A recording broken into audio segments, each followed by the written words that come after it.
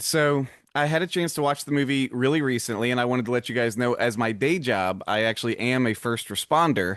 So I No. found it to be really relieving and surprising how on point the movie really was to the shift of and the burnout of a first responder. Because I've been a first responder for 12 years. I have felt the burnout. Whoa.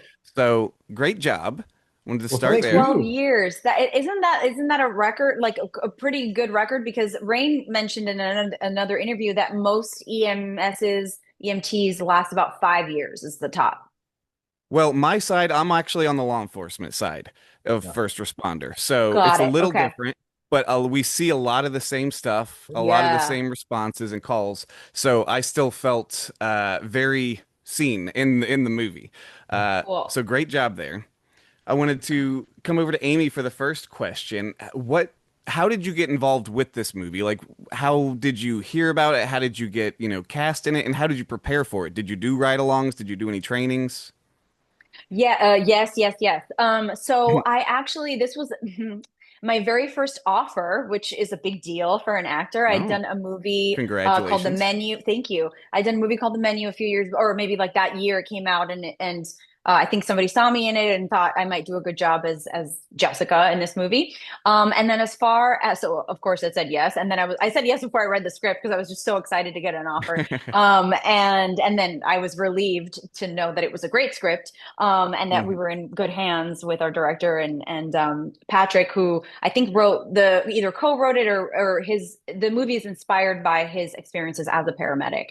Right. And so part of my training, we're not medical professionals, but we can play some on the big screen. And so Patrick did like a quick, I think it was like a 2 day little seminar on how to make things look real, how to intubate or how to, not really how to do it. So I couldn't do it for anyone Right. at a restaurant or anything, but how to look like I knew what I was doing. And we did get CPR certified, which was really cool, and I still have the certification. And Nice. and then the most exciting thing was we went on a ride along with the South Central Fire Department, and which in LA County are they're also EMTs and paramedics, as well as firefighters.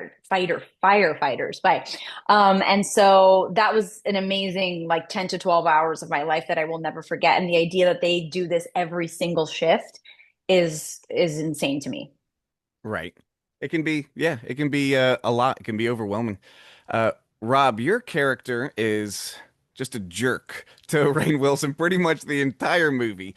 And I think to the audience, it comes across unprovoked at times. What do you think? What was your character's reasoning? Why did you hate Randy like so much? Is there a backstory? Well, I don't know about the backstory, but yeah, there's a reason. This guy keeps dropping off bodies at my ER. I got enough problems. This guy keeps coming in and just dropping people and so yeah, I'm clearly, I'm overwhelmed. My Right. character is overwhelmed in this ER, as is most ERs, or most ERs around the country. Everybody's got their problems. The Mhm. EMTs got their problems and their trials and tribulations. And as soon as they show up at my door, I got my own trials and tribulations, and they're just throwing more logs on the fire. So, Right. I think that it justifies, or I shouldn't say justifies, explains Right. why Dr. Serrano is not pleased with the EMTs when they come rolling in with fresh patients that I now have to tend to, and Right. then you know, so they just piss me off in general. It's more work, it's more stuff, that's more Hmm. problems that I got to solve, and my character, Right. and so I think that explains his attitude. I think he's probably got a little bit of an edge. I think some doctors do. Because that's how they have to work. I think when they came up, they were abused, when they Right. were residents, I'm sure they took a lot of heat and a lot of verbal chastising and a lot of sarcasm. And I think then when they become the boss, I think they tend to revert to those techniques. And I think they become Right. sarcastic and probably a little less than cordial. Now, I know you played Captain Jack on the booze cruise of The Office with with Rainn Wilson, and I was trying to think. I didn't want to look it up. Had you been in anything with Rainn Wilson since, or was this like a bit of a reunion, a long overdue reunion? Have you worked with him? I think those are the only two things we ever worked on. No, I had, well, when I was on, when I was doing Riggle's picks on Fox NFL on the Sunday morning Fox NFL show, I had him come on as a Seahawks fan. And so we got to do a little something there. Oh, Uh, nice. and then, but that was it. I'd seen him socially, but I hadn't seen him in a work environment Right. since that stuff. So. So, Amy, you mentioned this was your first time getting an offer. Mhm. Congratulations again. Have you gotten Thanks. anything? Is anything on the table since then? Anything you're looking at? Any plans coming up?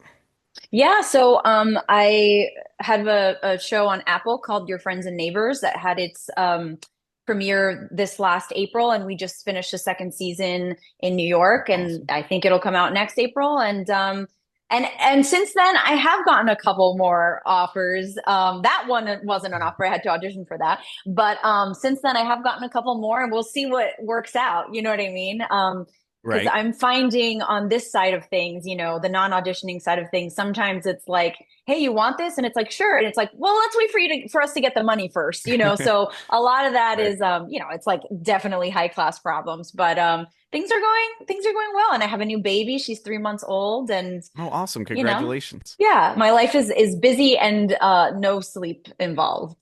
I can imagine. Yeah. Yeah. My daughter is now 16, so she's a little more stable. Oh, She can no take care of herself. way. Oh, I love Um, that. You both look too young to have daughters that are teenagers. Well, oh, Joshua does. I look probably appropriate, age appropriate there. thank you. Thank you. Amy, what is it you hope people take from this movie? What's the message or understanding that you hope people take away from it?